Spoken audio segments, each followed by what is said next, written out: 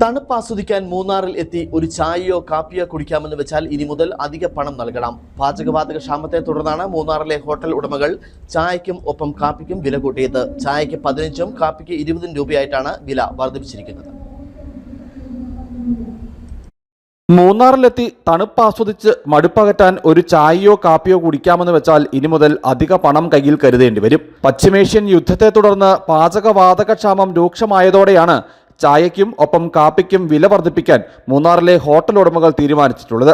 പാചകവാതകക്ഷാമം രൂപം കൊണ്ടതോടെ ഭക്ഷണം പാചകം ചെയ്യാൻ ചിലവ് വർദ്ധിച്ചെന്നും വില വർധനമില്ലാതെ മുമ്പോട്ട് പോകാനാവില്ലെന്നും ഹോട്ടൽ ഉടമകൾ പറയുന്നു. അത്യാവശ്യ സാധനങ്ങൾക്ക് എല്ലാ വിലയും കൂടിയിരിക്കുന്നത്. കേസ് 1450 രൂപ വന്ന് ഇപ്പോൾ ഒറ്റയടിക്ക് 3450 രൂപ കൂടിയിരിക്കുന്നത്. அது இல்லாமல் எல்லா சாதனங்களும் எண்ணெய் அத்தியாவசியம் எல்லாமே விலை கூட்டியிருக்கனால நாங்கள் எங்களை கொண்டு முடியாத பட்சத்தில் இந்த விலைவர்த்தனை ஆக்கியிருக்கோம். இது எல்லா இடங்களிலும் விலை கூட்டியிருக்குது. நிறைய கடைகளை அடைக்க வேண்டிய சிச்சுவேஷனாக வந்திருக்குது.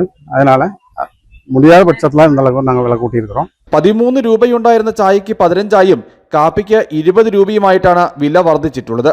പാചകവാതകത്തിന് മുമ്പുണ്ടായിരുന്നതിൻ്റെ ഇരട്ടിയോളം തുക നൽകിയാണ് ഹോട്ടൽ ഉടമകൾ പലരും കടയ്ക്ക് ഷട്ടറിടാതെ മുമ്പോട്ട് കൊണ്ടുപോകുന്നത്. ഈ രീതിയിൽ പോയാൽ മറ്റ് വിഭവങ്ങൾക്കും വില വർദ്ധിപ്പിക്കേണ്ടി വരുമെന്ന് കടയുടമകൾ പറയുന്നു. അതേസമയം ചായയ്ക്കും കാപ്പിക്കും വില വർദ്ധിപ്പിച്ചത് സാധാരണക്കാരായ തോട്ടം തൊഴിലാളികൾക്ക് അധിക സാമ്പത്തിക ബാധ്യത വരുത്തും. News bureau, Adimali.